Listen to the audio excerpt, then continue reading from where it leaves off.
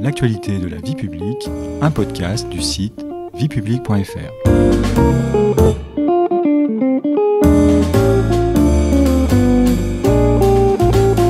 Bonjour à tous, bonjour Stéphanie. Bonjour Patrice. Dans l'épisode précédent, l'épisode 5 de notre série consacrée à l'élection présidentielle américaine, nous avons abordé une question essentielle, celle du financement des campagnes électorales. Aux États-Unis, en effet, lors des derniers scrutins présidentiels, les budgets ont atteint des montants absolument colossaux. Aujourd'hui, dans le 6e et dernier épisode de notre série, nous allons nous intéresser à la composition sociologique des partis.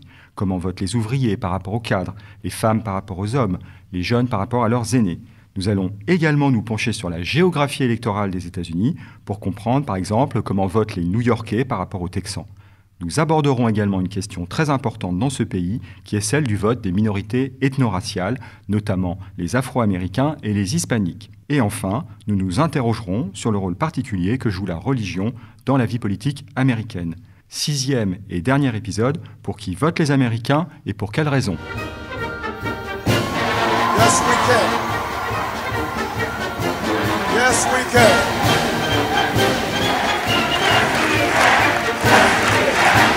We will make America safe again. And we will make America great again. God bless you. Première question Stéphanie, peut-on dresser un portrait de l'électeur républicain et de l'électeur démocrate? Commençons d'abord par les républicains. Si on devait faire le portrait robot de l'électeur républicain type, nous dirions qu'il s'agit majoritairement d'un homme, blanc, plutôt d'âge moyen ou avancé. Cet électeur a de façon générale un niveau d'instruction inférieur à la moyenne, mais peut aussi figurer parmi les plus fortunés des Américains et parmi l'élite. Le Parti républicain compte aussi dans ses rangs de nombreux évangélistes chrétiens, comme par exemple le vice-président actuel Mike Pence.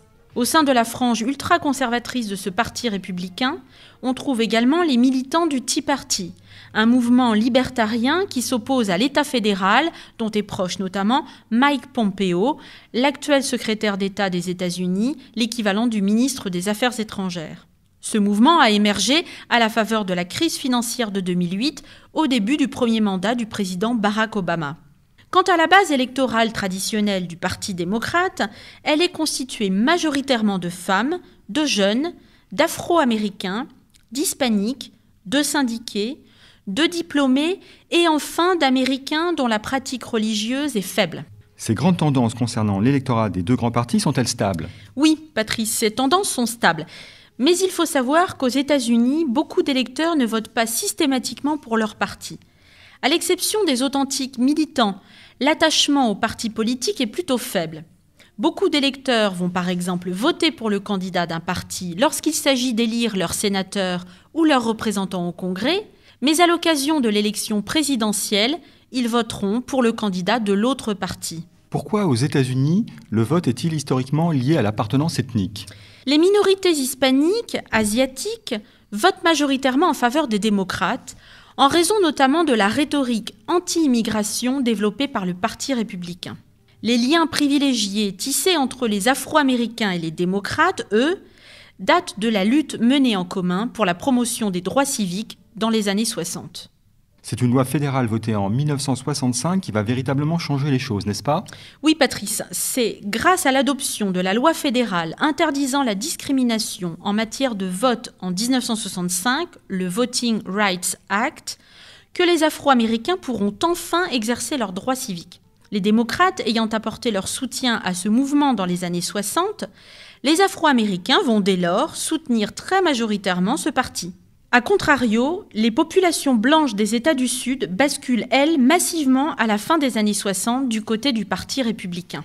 Et cette année, le vote des Noirs américains, notamment celui des jeunes, va être particulièrement suivi. Oui, Patrice, en raison de l'ampleur prise par le mouvement Black Lives Matter à la suite de la mort de George Floyd, cet Afro-Américain tué par un policier dans des circonstances tragiques, très médiatisées sur les réseaux sociaux, le 25 mai 2020 à Minneapolis.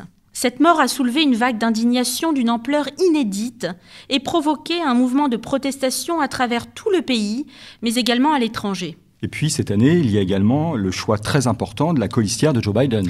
Oui, le choix de Kamala Harris, une femme afro-américaine d'origine jamaïcaine par son père, comme colistière de Joe Biden, devrait avoir une influence importante sur le vote des Noirs américains, en particulier des jeunes qui ne s'étaient pas beaucoup mobilisés pour Hillary Clinton en 2016. Et quant aux hispaniques, Stéphanie, qu'en est-il de leur vote ?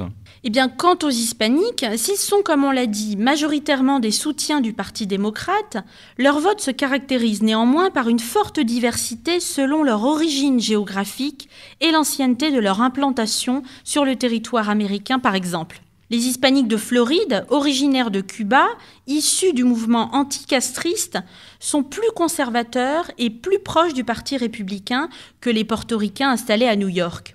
Ces tendances s'atténuent toutefois progressivement avec les nouvelles générations. De même, le vote des latinos originaires du Mexique ou d'Amérique latine est plus favorable aux démocrates. Mais là encore, le diable se cache dans les détails, vous me direz Patrice, car les hispaniques installés de longue date dans des États comme le Texas ou le Nouveau-Mexique et qui ont connu une certaine réussite sociale peuvent être eux aussi plus proches du Parti républicain. On parle beaucoup, Stéphanie, de la montée en puissance du vote latino, qui, allié aux autres groupes minoritaires, pourrait conduire à l'émergence d'une coalition des minorités très favorable aux démocrates, sachant que, compte tenu de l'évolution démographique du pays, cette coalition pourrait devenir progressivement majoritaire. Est-ce une réalité ? Eh bien, en 2008, la très forte mobilisation des minorités ethno-raciales en faveur de Barack Obama, un candidat métis, a été un événement majeur. Mais en 2016, le vote des minorités n'a pas permis à Hillary Clinton de l'emporter. La mobilisation des hispaniques en sa faveur dans les États du Sud-Ouest, le Nevada, le Colorado, n'a pas compensé la perte des États de la Rust Belt, la ceinture de rouille, une région de vieilles industries. On observe également, par exemple, que les hispano-américains ont tendance à moins s'inscrire sur les listes électorales et ont également moins tendance à voter que d'autres minorités. Mais les partis politiques ont bien pris conscience que le vote des hispaniques constitue à terme un enjeu important. Cette minorité est en expansion sur le plan démographique, comme dans l'Arizona, un État traditionnellement républicain, mais qui du coup, cette année en 2020, pourrait basculer du côté des démocrates. Justement, quels sont traditionnellement les États fédérés ou régions des États-Unis où dominent les démocrates et les républicains ? Les démocrates ont l'avantage dans les États les plus peuplés et urbanisés de la côte Est et de la côte Ouest, comme l'État de New York ou la Californie. Ils sont en position de force dans les grandes villes.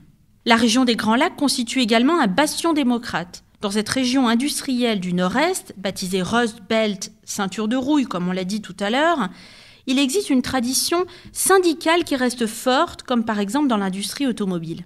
Et la présence importante des minorités dans les grands centres urbains comme Chicago, Détroit, Cleveland, etc., joue en faveur du Parti démocrate.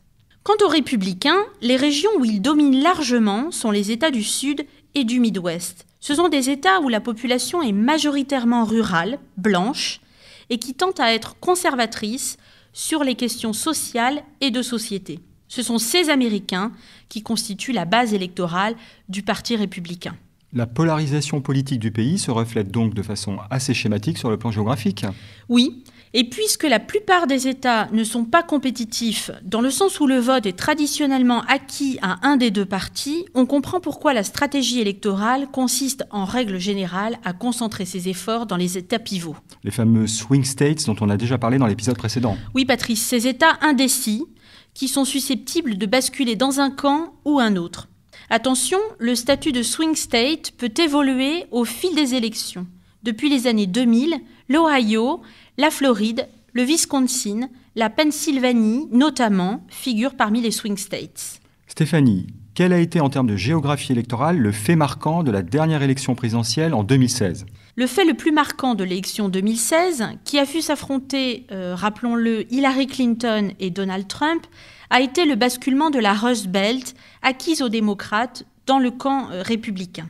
Parmi ces États de la Rust Belt, seul l'Illinois est resté fidèle aux démocrates. Hillary Clinton a perdu de justesse dans 3 États, le Michigan, le Wisconsin et la Pennsylvanie, et ça lui a coûté la Maison-Blanche. Ce basculement électoral fut une grande surprise, mais s'explique par le fait que la crise économique de 2008 a très durement frappé cette région, autrefois dynamique. Est-ce que les États pivots seront les mêmes en 2020 qu'il y a 4 ans ?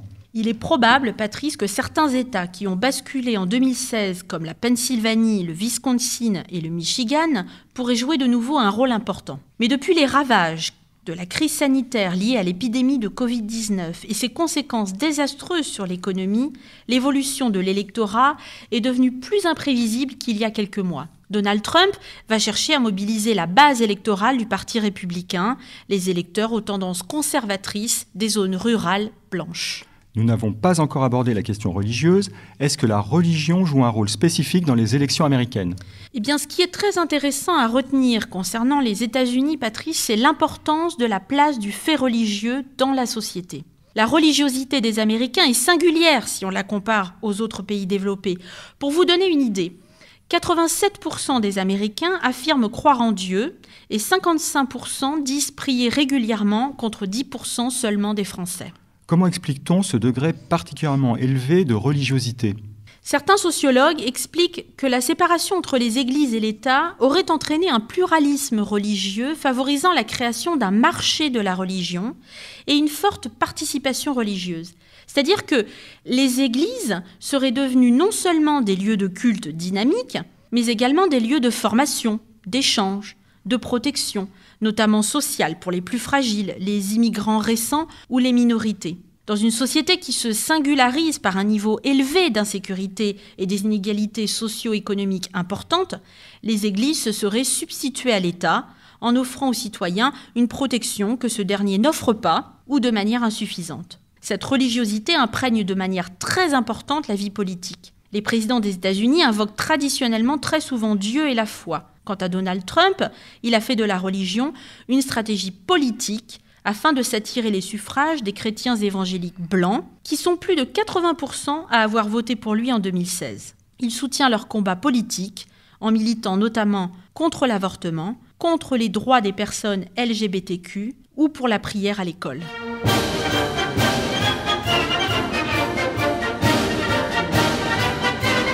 Merci Stéphanie, c'est la fin de cet épisode et de notre série consacrée à l'élection présidentielle américaine.